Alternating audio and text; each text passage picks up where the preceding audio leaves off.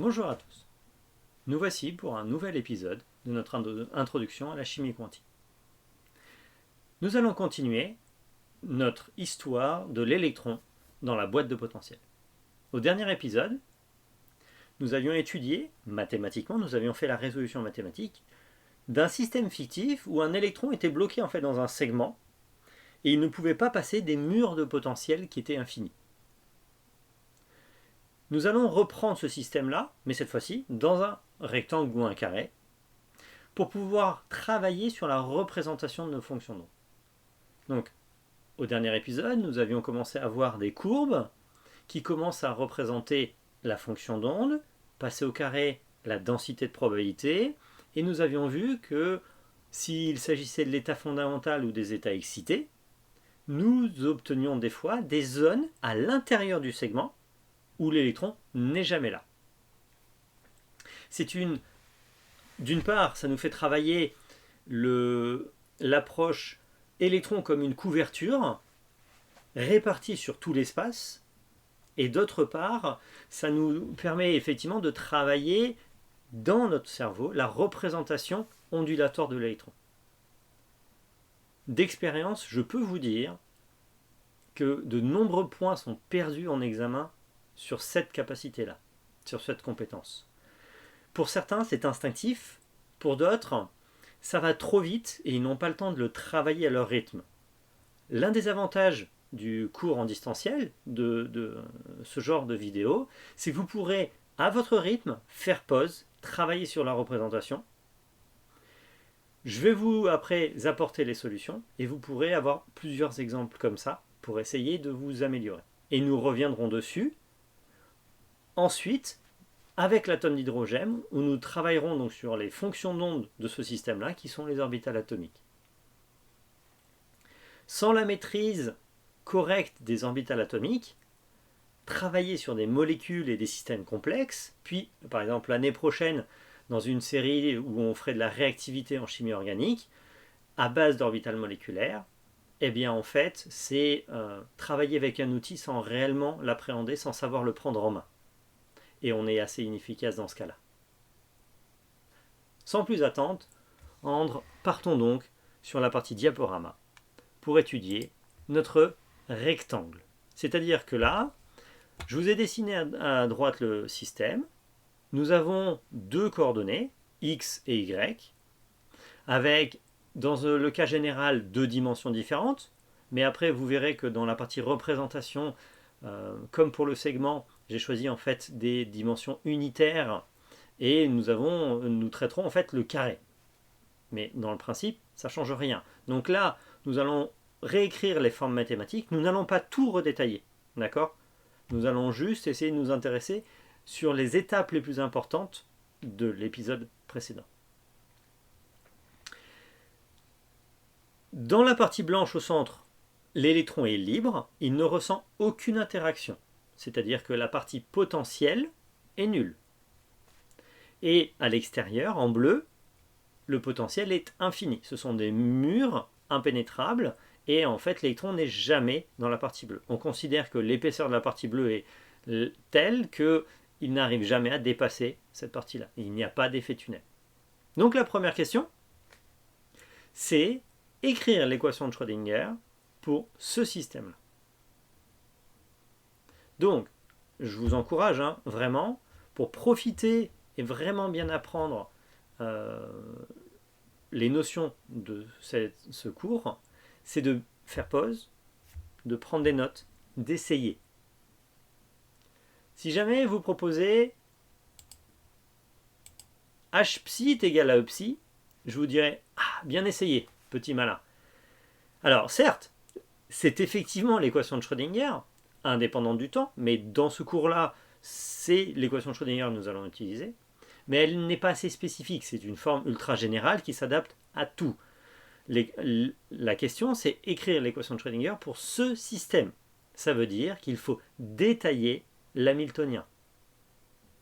L'hamiltonien inclut toute la partie statique et dynamique pour le système donné.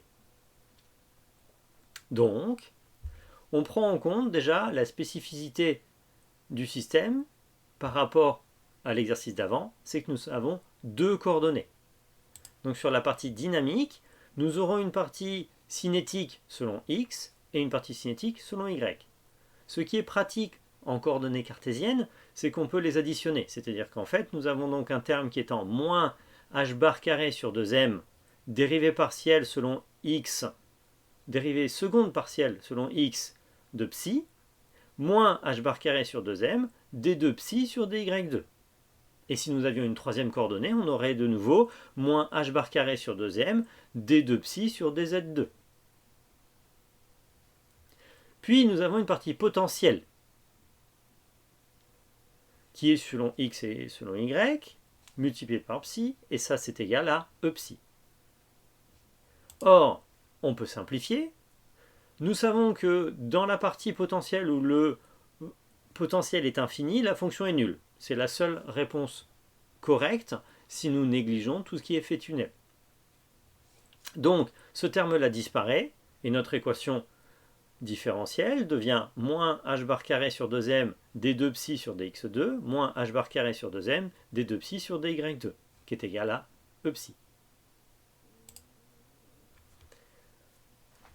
Il faut bien voir ici que comme l'électron est indépendant, enfin est sur deux coordonnées, mais il est tout seul, libre, qu'il soit là, là, là, là, là, ça ne change rien sur ce qu'il ressent.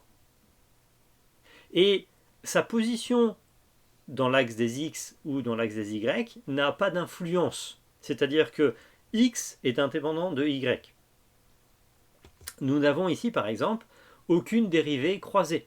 Nous n'avons pas une dérivée selon x et y en même temps. Donc là, il n'y a aucun produit selon x, aucun produit... il n'y a pas de mention de y ici, il n'y a pas de mention de x ici. On considère les deux coordonnées comme indépendantes. Ça veut dire qu'on peut les séparer, c'est-à-dire que dans cette fonction d'onde, on va pouvoir considérer, au vu de la physique de notre système, qu'il y aura une partie selon x et une partie selon y. En pratique, cela veut dire que notre fonction d'onde totale, on va l'écrire comme le produit de deux fonctions d'onde. C'est-à-dire, en gros, il y a une fonction selon x multipliée une fonction selon y. Je vais les noter phi et psi minuscules, mais vous pourriez les écrire comme bon vous semble. Sauf psi qui était la fonction totale. Donc ici, nous avons notre fonction d'onde totale qui est le produit des deux. Ça veut dire que si je dérive ici psi, qui est mon produit, ce qui dépend de y peut sortir de la dérivée. Et maintenant, en fait, c'est une dérivée totale puisque cette fonction dépend uniquement de x. Et là, c'est uniquement une dérivée selon y et c'est la seule coordonnée, seule variable de cette partie-là. Ici, phi de x et psi de y sont indépendantes de x et là de y. La conséquence, c'est que on pourrait diviser ici tout par ça, c'est-à-dire que je passe ce produit là, et le psi de y va disparaître, ici le phi de x va disparaître, et qu'est-ce qui va me rester ici de ce côté-là? Phi de x, et là, psi de y. Ça veut dire que ici j'ai un terme où il y a tout ce qui est selon x, et là il y a tout ce qui est selon y. Et ce serait égal à un scalaire. Un scalaire qui est un chiffre qui ne dépend ni de x ni de y, c'est un nombre. C'est une énergie. Ça veut dire que ce terme-là, c'est une énergie. Et que ce terme-là est une énergie. Que ces deux termes-là, en fait, sont en fait aussi des scalaires. Et ça correspond à l'énergie selon x, et ça, c'est l'énergie selon y. De cette manière, la boîte à deux dimensions se réduit à résoudre deux équations différentielles à une dimension. C'est-à-dire que nous allons résoudre selon la coordonnée x, selon la coordonnée y. Et qu'en fait, cette résolution, elle est déjà faite, puisqu'il s'agit de la résolution précédente sur un segment. Là, je vous ai bien remis. Ça, c'était l'équation différentielle dans le segment. Et on voit effectivement que nous avons cette forme-là, qui est ici. Donc à partir de là, nous allons pouvoir travailler sur deux équations différentielles, mais nous n'allons pas tout retraiter. Donc la question suivante est rappeler les étapes et les points clés de la résolution du problème à une dimension. Que vous ayez vu l'épisode précédent il n'y a pas longtemps ou juste avant, vous devez être capable d'en ressortir les points essentiels. Il y avait toute une série d'équations, mais j'avais essayé à l'oral de faire ressortir les points clés, et là c'est le moment en fait de faire une synthèse de nouveau. De nouveau, n'hésitez pas à faire pause, proposer des choses, comme ça vous pourrez vous corriger. On apprend bien plus en essayant, se trompant, s'évaluant, que juste en écoutant une vidéo qui a tendance à rentrer d'une oreille et ressortir aussi vite. D'où la prise de notes qui est effectivement d'autant plus importante. La première étape, que certains auront peut-être zappé, c'est celle que l'on a fait jusque-là, c'est-à-dire écrire l'équation différentielle ou détailler le système. Puis, comme nous avons une équation différentielle linéaire du deuxième ordre, nous pouvons écrire une équation caractéristique. Cette équation caractéristique, on peut l'écrire parce que nous savons que nous avons besoin d'une fonction pfaffienne, c'est-à-dire, comme il y a une dérivée seconde, il faut qu'on puisse retrouver la fonction d'origine. Donc on part sur une forme d'exponentielle. Et l'équation caractéristique aboutit à un discriminant négatif. Donc à la fin, on obtient une formule générale qui est une combinaison linéaire d'exponentielles complexes. Cette combinaison linéaire était un peu lourde. Ce que nous avons fait ensuite, en troisième étape, c'était de la simplifier avec les formes de l'air. Avec ça, on a réussi à écrire finalement une combinaison linéaire de formes trigonométriques. A, cosinus quelque chose, plus B, sinus quelque chose. La poursuite de la résolution a fait intervenir les conditions limites. Comme nous étions au courant que sur les bords, le potentiel est nul, est infini, donc la fonction d'onde est nulle, juste au démarrage de chacun des bords, la fonction doit être nulle. Avec ces limites-là, nous avions pu évacuer le terme en cosinus, parce que le cosinus ne permettait pas de retrouver une périodicité qui correspond à la taille de la boîte. Dès lors, A est égal à 0, et notre forme générale était limitée à B fois sinus U.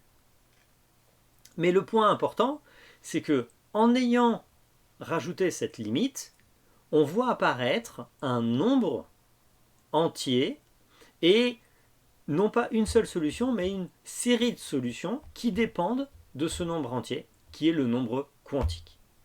Donc là, c'était vraiment le point clé, c'est que la mécanique quantique ne fait pas intervenir des nombres quantiques par magie, elle ne les a pas imposés, c'est juste que si on écrit une forme ondulatoire qui respecte les limites, il y a un certain nombre de critères qui font que le nombre de fonctions possibles ne peut pas être n'importe quoi. N'importe quelle fonction ne marche pas, et en fait on va tomber sur des fonctions qui sont similaires avec des nombres entiers, et d'où des nombres quantiques. Finalement, nous avions finalisé la résolution en rajoutant un nouveau critère qui était la normalisation, c'est-à-dire que le carré de la fonction d'onde dans le segment se doit d'être égal à 1 parce qu'il y a 100% de chance d'y trouver l'électron, et à partir de là, B, et on avait obtenu racine de 2 sur A. Bien. Ça veut dire que l'énergie dépend de n. Nous avions une forme qui était n carré fois h carré sur 8ma carré, et une fonction d'onde qui dépend aussi de n, sous la forme racine de 2a, là nous avions le coefficient de normalisation, fois b sinus n pi x sur a. Bien. Là, ici, nous avons deux termes en énergie. C'est-à-dire que nous avons une énergie selon x, une énergie selon y. Écrivez donc l'énergie totale détaillée. C'est-à-dire anticiper la réponse par rapport à ce que l'on vient de revoir sur une dimension. Deux difficultés. 1. Ne pas oublier les dimensions de la boîte. Donc il faut adapter. Et 2.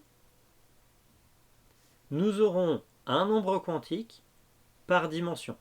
C'est-à-dire que la résolution, je vais y arriver, la résolution selon x nous donne un nombre quantique que l'on va appeler nx, et la résolution selon y nous donne un autre nombre quantique, ny, qui sont indépendants. Comme les coordonnées sont indépendantes, ici nous avons un système fictif avec deux nombres quantiques indépendants. Ainsi, l'énergie totale, c'est l'énergie qui dépend de nx et l'énergie qui dépend de ny, et nous devons adapter la bonne dimension. Si selon x, la dimension c'est a, sur y, la dimension on a dit que c'était b, et donc on a nx au carré fois h carré sur 8ma carré, plus ny carré h carré sur 8mb carré. J'aurais pu factoriser un certain nombre d'éléments, mais peu importe, ici, c'est largement suffisant. Attention, nous allons maintenant écrire la fonction d'onde totale, et il ne s'agit pas de la somme des fonctions d'onde, mais du produit des fonctions d'onde. Donc, on va multiplier les deux fonctions d'onde. De nouveau, les deux mêmes difficultés d'adaptation, on va dire. Psi dépend de deux nombres quantiques, nx et ny. C'est égal donc à racine de 2 sur a, sinus de nx pi sur a de x, multiplié par racine de 2 sur b, sinus ny pi sur b. Ok. Maintenant, nous allons travailler sur la représentation. Alors, je vous ai ressorti la diapositive qui correspond à la représentation des deux premiers états dans le segment. Donc, l'état fondamental, l'état de plus basse énergie, c'est celui qui avait n est égal à 1. Il y avait une seule dimension, un seul nombre quantique. On l'avait juste appelé n. Le premier état, c'est une forme sinusoïde de 0 à 1. Ici, pour la représentation et le calcul numérique, j'avais imposé une taille, a est égal à 1. Dans la partie représentation en 2D, nous partirons sur a est égal à 1, b est égal à 1. Le premier état excité, c'est-à-dire n est égal à 2, qui est 4 fois plus haut en énergie, et lui est égal à racine de 2 sur a sinus de 2 pi x sur a, et il est nul en plein milieu. Donc en fait, là, on a une vague et un creux, au lieu d'avoir juste une bosse. Il s'agit ici à gauche de la fonction d'onde, et nous avions vu que le postulat de Born nous dit que la densité de probabilité de l'électron, ce n'est pas la fonction d'onde, c'est son carré. La fonction d'onde nous donne la physique de l'électron, mais sa manifestation, on va dire la couverture électronique, c'est le carré de l'électron. Ainsi, la fonction d'onde est négative, mais il n'y a pas de probabilité négative de présence. C'est-à-dire que l'électron, il a une probabilité qui est positive ou nulle. Pour la partie sinus, on voit que le carré a tendance à diminuer les petites valeurs et augmenter les grandes valeurs, c'est-à-dire que là on a quelque chose qui a une pente assez lisse, et quand on passe au carré, la pente est plus abrupte, d'accord ? Et au lieu de monter à 1,5, il monte jusqu'à 2. Mais par contre, on voit bien ici qu'au démarrage, les petites valeurs de phi deviennent encore plus petites. Là où il y a un maximum, la densité est maximum. En fait, de manière générale, là où il y a un extrémum, c'est-à-dire maximum ou minimum, comme on passe au carré, on se retrouve donc avec deux maximums dans la densité électronique. Mais là où la fonction d'onde est nulle, c'est-à-dire ici au milieu, on a une densité qui est nulle. 0 au carré, ça reste 0. Très bien. Maintenant, passons à la représentation à deux dimensions. Première question, écrire l'énergie de l'état fondamental et des premiers niveaux excités.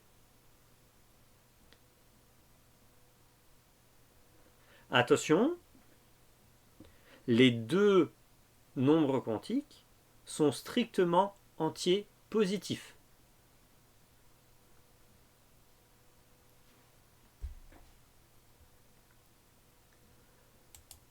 L'énergie de l'état fondamental correspond à l'état où nx est égal à 1 et ny est égal à 1.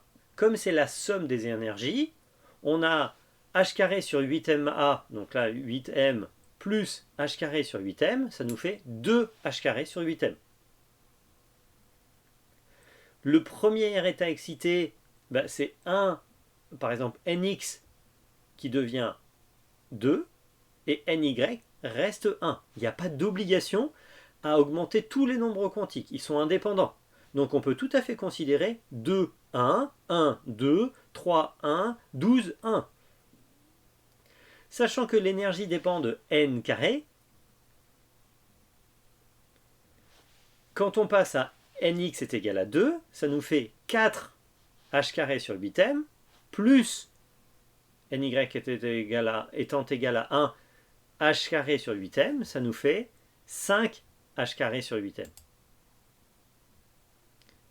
Si on considère l'inverse, c'est-à-dire si on considère nx qui est égal à 1 et ny est égal à 2, donc E 1, 2, on obtient de nouveau h carré sur 8m plus 4 h carré sur 8m, soit 5 h carré sur 8m. Ces deux fonctions sont différentes.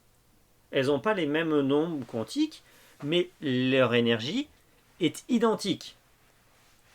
Nous avions appelé ces fonctions des fonctions dégénérées.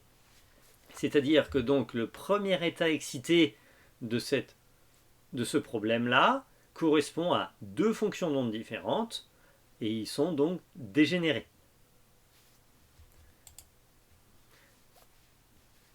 Si on considère n, par exemple E 3, 1, d'accord, 3 au carré ça fait 9 plus 1 ça fait 10, et bien ce sera au-dessus de, par exemple, n de 2. 2 et 2, ça fait 4 et 4, 8. 8 h carré sur 8m, c'est le niveau, le deuxième état excité. Bien. Donc là, on a les énergies. On va travailler sur ces différentes solutions-là. On va essayer de les représenter. Donc ça nous fait 4 schémas à faire. En TDE, je prends le temps de vous laisser mariner ça. C'est-à-dire que je le vois, hein, il y en a, ça leur vient pas, c'est pas instinctif, donc il va falloir vraiment qu'on travaille dessus. Et pour d'autres, c'est plus rapide. La vision dans l'espace est quelque chose qui n'est pas travaillé par tout le monde. Ce n'est pas génétique, et c'est surtout pas genré, ça c'est pas vrai. Et donc, c'est plus une question d'habitude et de travail, clairement. Prenez le temps de faire pause, de proposer une représentation de votre solution. Ce n'est pas facile, d'accord? C'est-à-dire que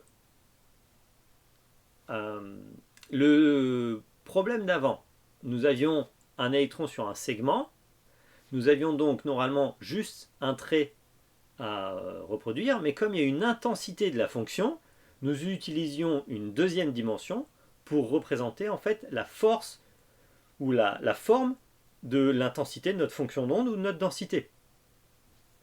Comme là ici nous avons x et y, et donc l'intensité, nous avons quelque chose en 3 dimensions. Alors soit vous dessinez correctement en 3D, soit vous adoptez un système de projection. Nous allons développer les deux dessins. Et il faudrait être capable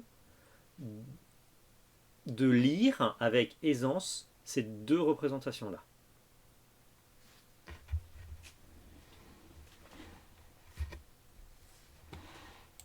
En 3D, nous avons, selon x, une forme de cloche. C'est-à-dire que sur les bords du segment, en 0 et 1, donc là ici nous avons l'axe des x, 0, 0, c'est-à-dire qu'on voit ici que ce bord-là, c'est toujours 0, et l'autre côté, c'est toujours 0.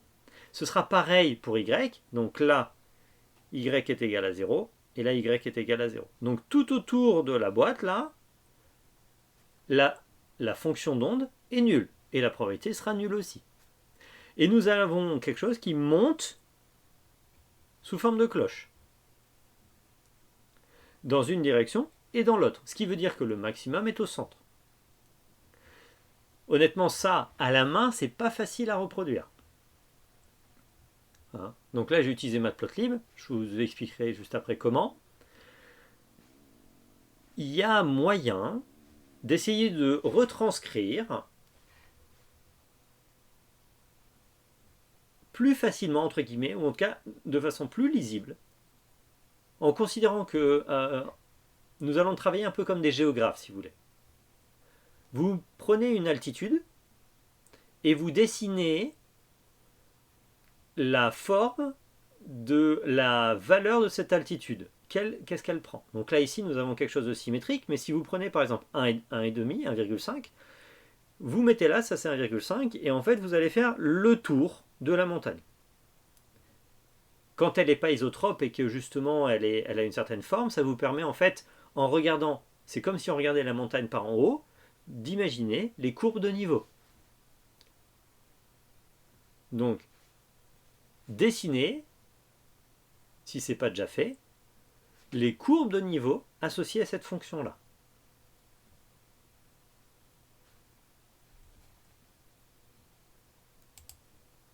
Donc, c'est la même énergie.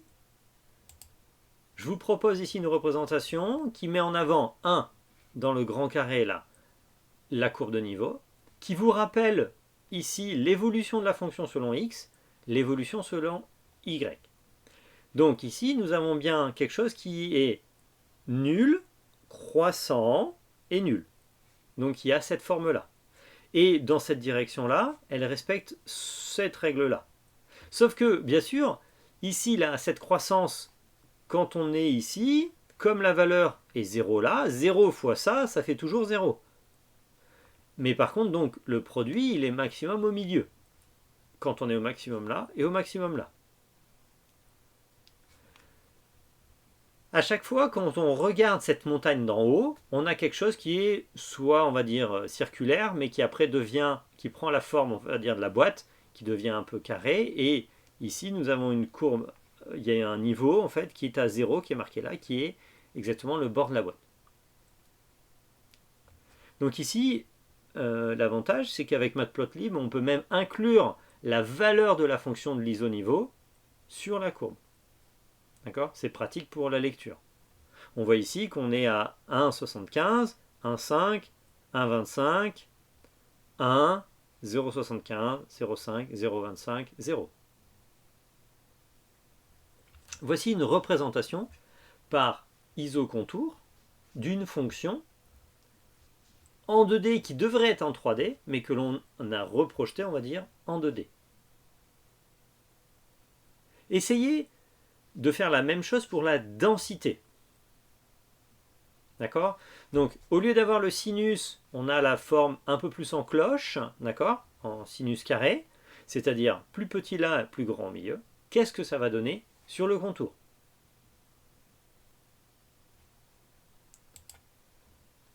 La réponse est que l'on voit une concentration. Déjà, les valeurs montent plus haut.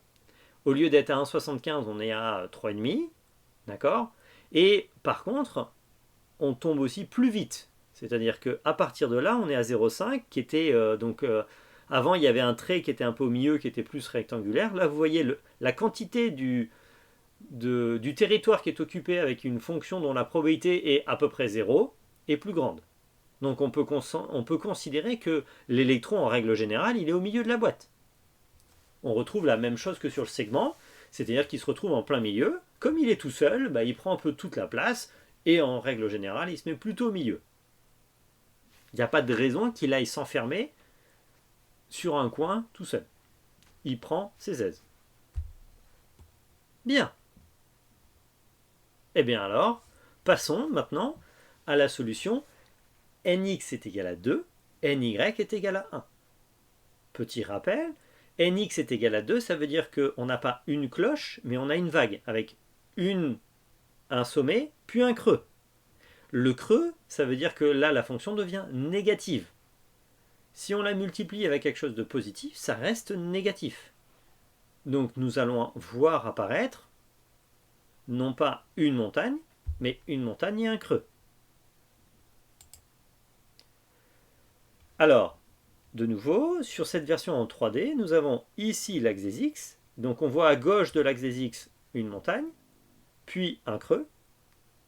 Et comme sur l'axe des Y, ny est égal à 1, ça reste toujours que soit un creux, soit une montagne. Voici la représentation avec les contours. Donc là ici, on a x en bas. À gauche de x, entre 0 et 0,5, c'est positif. Donc vous voyez ici, là il y a la fonction selon x, et là il y a la fonction selon y. Donc là ici, on a une montagne multipliée par une montagne. Ça nous fait bien une montagne au centre. Par contre là, il y a un creux multiplié par une montagne, ça nous fait un creux. Et au milieu, là, au moment où la fonction selon x est nulle, 0 fois n'importe quoi, ça fera 0. Donc on a une zone ici, au milieu, là, nulle. Il y aura un plan nodal dans cette fonction. L'électron, quand il passe au premier état excité, il va se répartir dans deux moitiés de boîte et éviter au centre. De nouveau, je vous encourage à ne pas penser à l'électron comme un point, mais plutôt comme une couverture électronique. Et là, la couverture, en fait, s'est déchirée et elle s'est répartie sur deux moitiés. Donc là, ici, attention, tout ce qui est vert, c'est positif, et là, tout ce qui est un peu plus foncé, on voit les isovaleurs, c'est négatif. Quand on passe à la densité électronique, le négatif redevient positif. Par contre, 0, ça reste 0. Et on obtient donc ici deux sommets qui viennent de la version ici d'en haut x, puisque là, selon y, on n'a toujours qu'un sommet. Donc la montagne reste une montagne, elle s'est concentrée, et le creux est devenu montagne, et il est tout aussi concentré.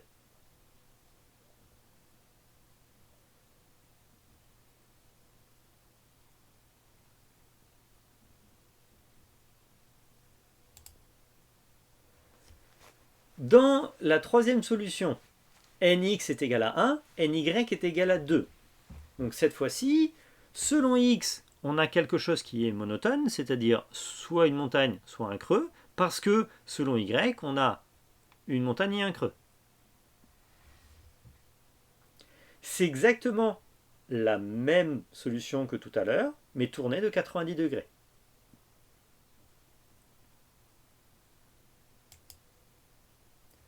Donc cette fois-ci, quand on regarde selon l'axe des x, d'accord, on a la montagne et le creux dans ce sens-là. Parce que c'est ny, c'est l'axe des y qui connaît une valeur nodale qui impose après un plan nodal selon y.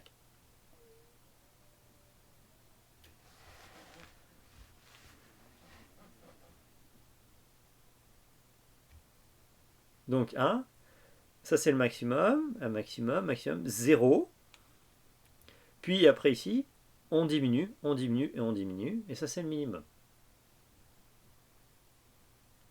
En densité, même chose que tout à l'heure. Cette fois-ci, on a deux montagnes selon Y, d'accord, qui sont concentrées de la même manière. Comme ici la boîte est carrée, ces deux fonctions ont rigoureusement même énergie. Si la boîte était rectangulaire, les deux fonctions orange là seraient différentes en énergie. Puisque normalement dans l'énergie, on a 8m a carré, et donc là ici, en fonction de a et b carré et de leur taille, ils n'auront pas le même poids.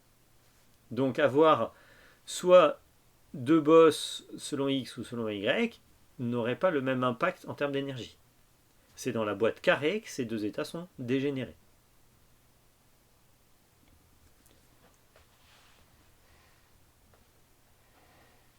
J'espère que c'est plus clair.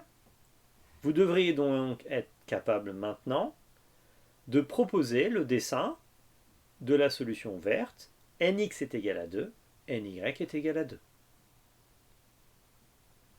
Là encore, prenez le temps. En TD, je peux très bien vous laisser 5 à 10 minutes, le temps que vous cherchiez, vous essayez de trouver une forme de représentation, que vous obligiez votre cerveau à essayer de se visualiser cet objet. Donc n'hésitez pas à faire une longue pause, si besoin, voire d'aller penser à autre chose et de laisser mariner ce problème-là.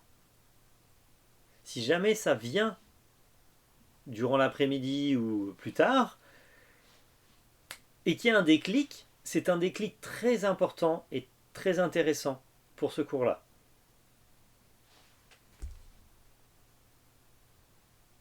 En 2D, pour nx est égal à 2 et ny est égal à 2, nous aurons deux vagues de chaque côté.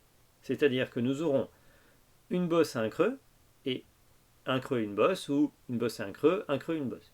Puisque maintenant nous aurons une oscillation avec un plan nodal selon x et selon y. Et donc ici on voit d'ailleurs qu'il y a une croix en plein milieu. Ou c'est nul. Quand on regarde ça sous la forme de contour,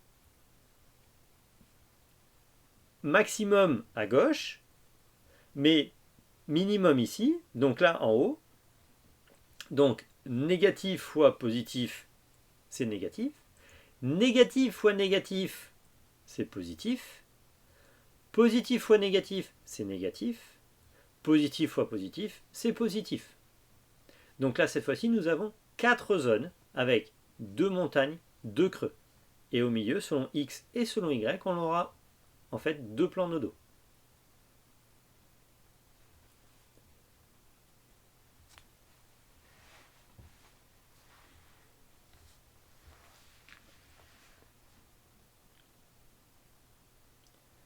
En densité, il n'y a plus de négatif, et on aura donc 4 montagnes, 4 zones de concentration électronique. Par contre, maintenant, l'électron évite une grosse partie là, en plein milieu et sur les bords. Et il se retrouve ici, ici, ici, ici.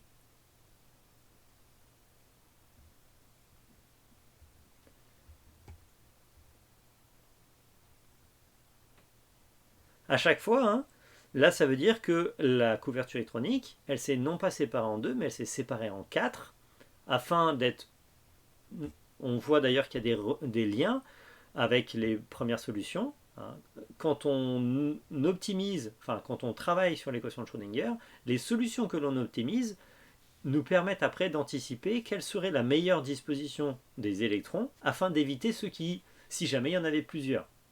Donc sur le tout premier, l'électron il serait au centre, il prendrait un maximum de place, puis après il aurait tendance à aller soit à gauche soit à droite mais pas au centre, et là après ici il serait ni au centre, ni là au milieu, ni là au milieu, ni là au milieu, ni là au milieu, là où il y aurait les autres électrons, et il irait un peu taper dans des zones un peu plus libres.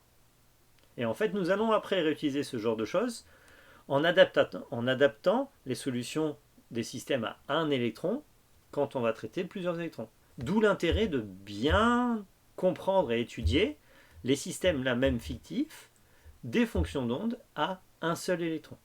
Ces systèmes-là, on sait les calculer proprement.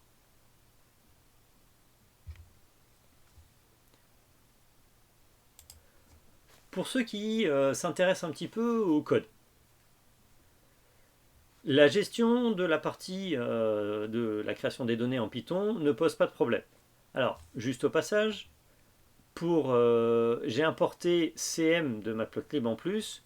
On verra ça, c'est pour en fait les color bars dans la partie des graphiques en 3D. C'est-à-dire vous avez la bande de couleurs à côté qui vous indique les valeurs de la couleur en fonction de la valeur de la fonction. Nous allons générer cette fois-ci une série de points x et y, calculer les fonctions à une seule dimension, f1 et f2. Donc là c'est n est égal à 1, n est égal à 2, au carré. Alors on peut les calculer uniquement sur x ou y, sachant que le vecteur x et y est identique. Cette valeur-là, elle sera aussi valable pour que ce soit selon x ou selon y.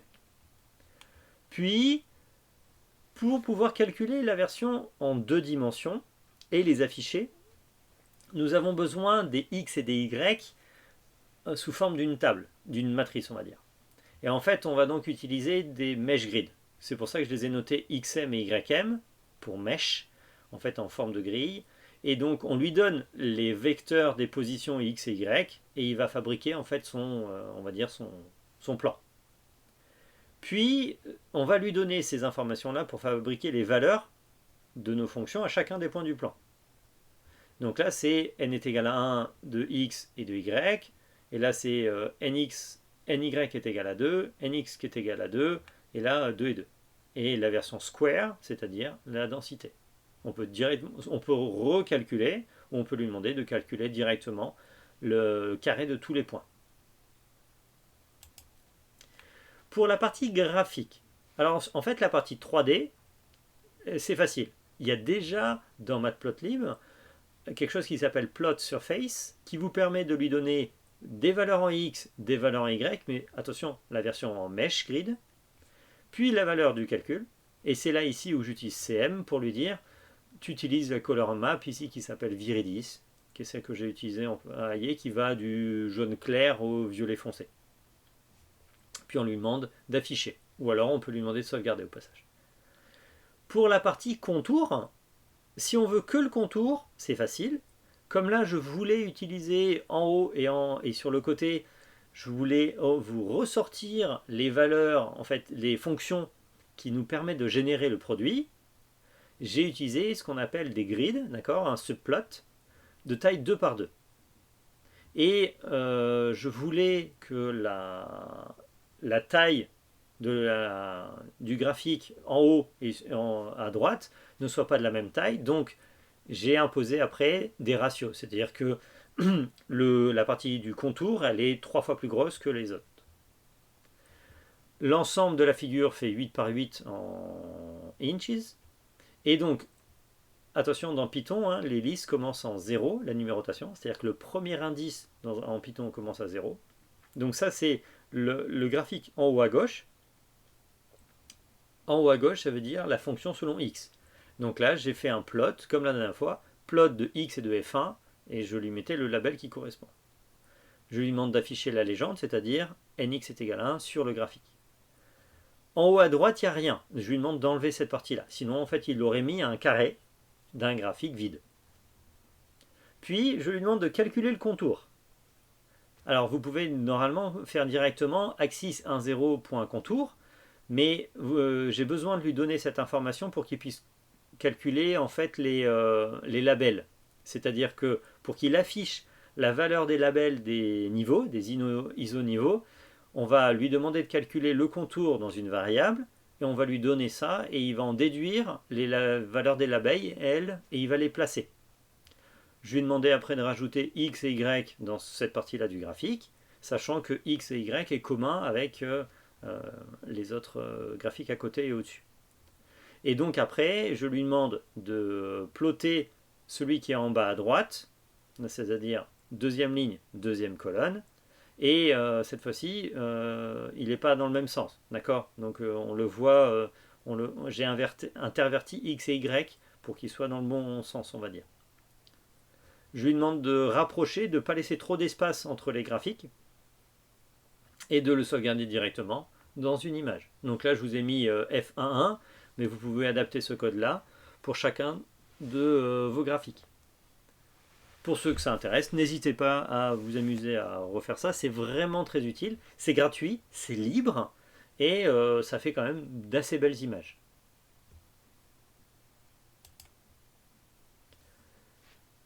En 3 dimensions,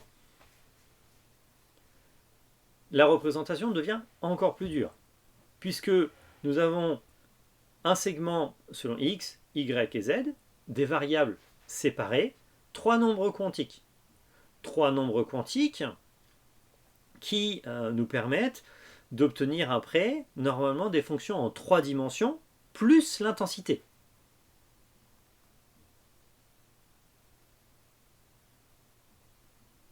Et ça, c'est normalement donc un graphique en 4 dimensions.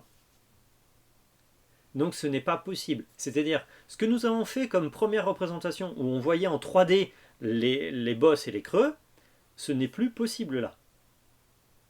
Nous sommes obligés d'utiliser une forme de contour. Et notre contour ne sera pas en 2 dimensions, il sera en 3 dimensions.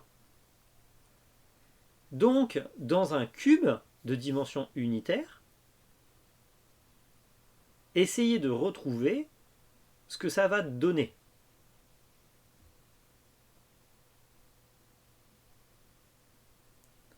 La réponse est une forme d'oignon.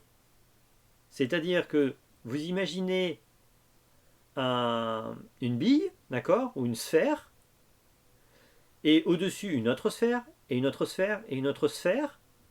La sphère tout au centre, c'est la plus intense, et petit à petit, elle est de moins intense jusqu'à commencer à devenir une forme de rectangle, enfin de cube, d'accord, avec une valeur de plus en plus petite. Les 3 premiers états excités correspondent aux solutions où un des nombres quantiques est égal à 2. Et donc au lieu d'avoir une sphère, on va avoir 2 sphères avec une des valeurs positives et l'autre des valeurs négatives. Je vous laisse mûrir ça. Et on retrouvera des formes similaires que l'on retravaillera pour l'hydrogène. Essayez de, pour ceux qui ont déjà vu des orbitales, essayez de faire le lien avec quel est l'orbital atomique qui ressemble à ce genre de fonction. Ce n'est pas mathématiquement, ce n'est pas exactement cette fonction-là, hein, mais elle ressemble furieusement à des orbitales atomiques. Donc on aura l'occasion d'en reparler.